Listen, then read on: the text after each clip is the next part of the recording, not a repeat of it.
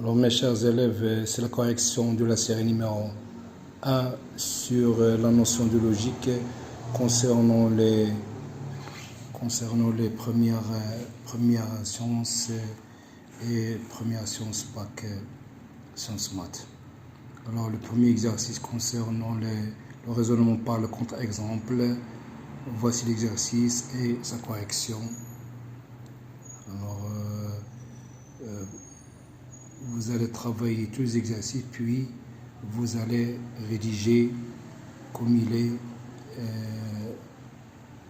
ils sont les exercices, afin de bien comprendre la méthode de la rédaction concernant les exercices sur la logique.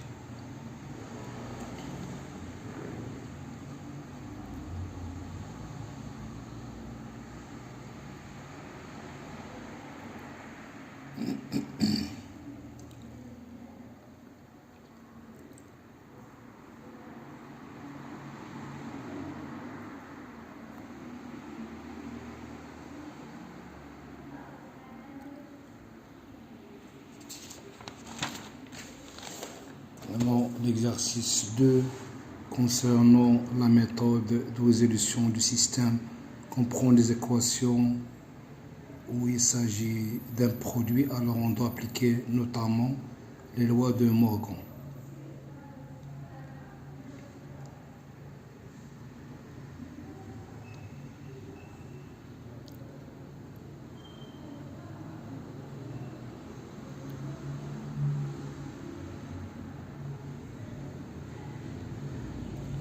Alors, concernant l'exercice 3, c'est une application directe de la négation et on vérifie bien sûr la valeur des vérités de la proposition en donnant un contre-exemple. Il s'agit d'un devoir surveillé de première science maths.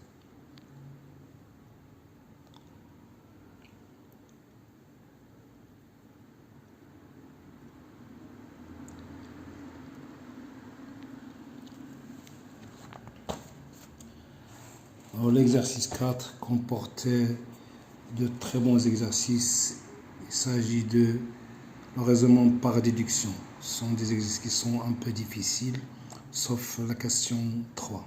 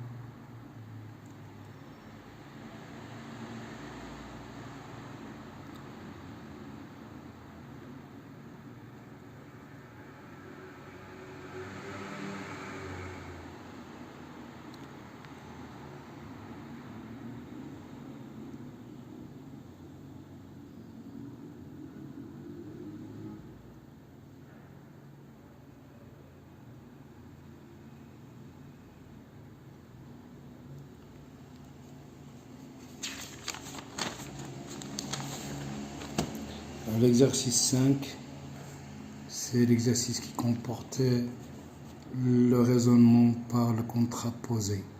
Il s'agit d'appliquer tout simplement l'implication P implique Q équivalent non Q implique non P.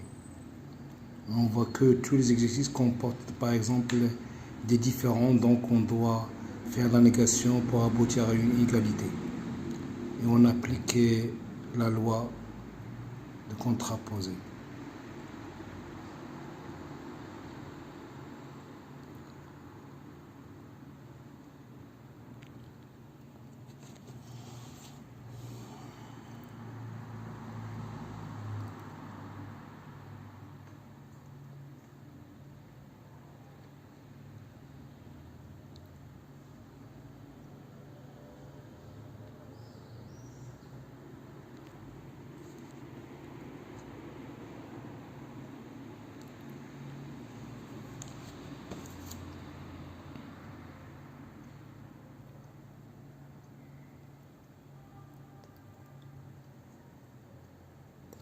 Alors, en ce qui concerne les exercices sur le contraposé, il y a deux sortes d'exercices. Il y a ce qu'on aboutit à une différence, à une somme.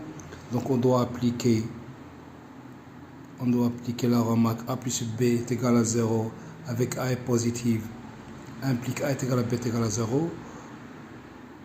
Il y a des exercices qu'on aboutit à un produit. Le terme est égal à 0, donc c'est très facile. Il suffit de factoriser au début.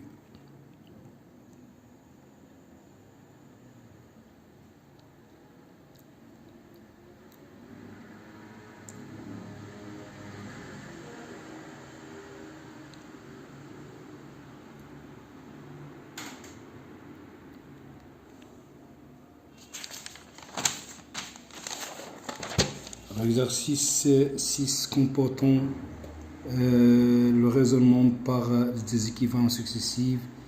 Il y a beaucoup d'exercices qui sont très intéressants dans ce paragraphe,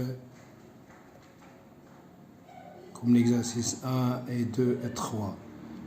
Il s'agit toujours d'appliquer ce qu'on a dit tout à l'heure, la somme de deux nombres positifs et nuls. Ici seulement si tous les deux sont nuls. Il y a question de formation des identités remarquables. On doit toujours savoir former une identité remarquable ou bien un carré parfait.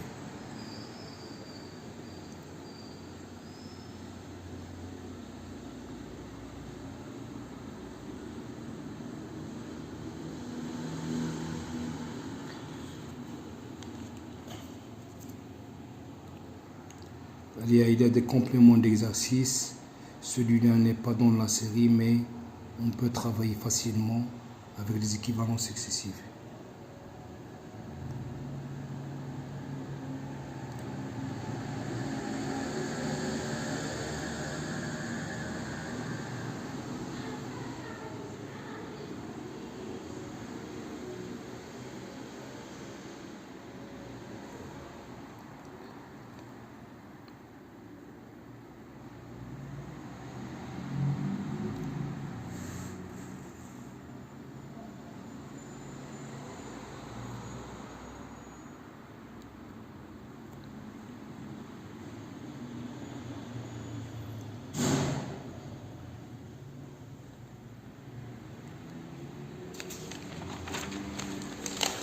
L'exercice 7 concernant la disjonction des cas. C'est une très bonne technique pour le calcul mathématique en discutant des cas. Normalement, dans R, je dois discuter toujours les intervalles positifs, négatifs. Et dans l'ensemble 1, je discute toujours la parité et l'imparité.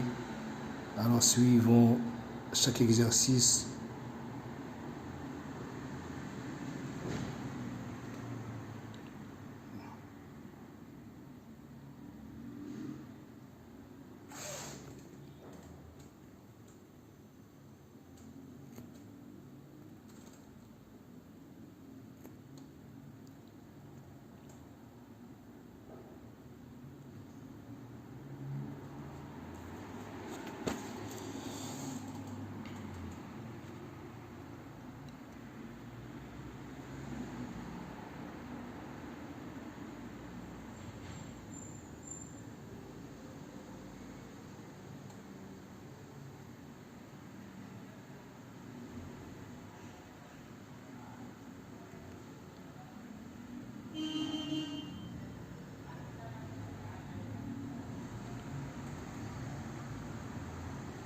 alors la dernière équation est très difficile.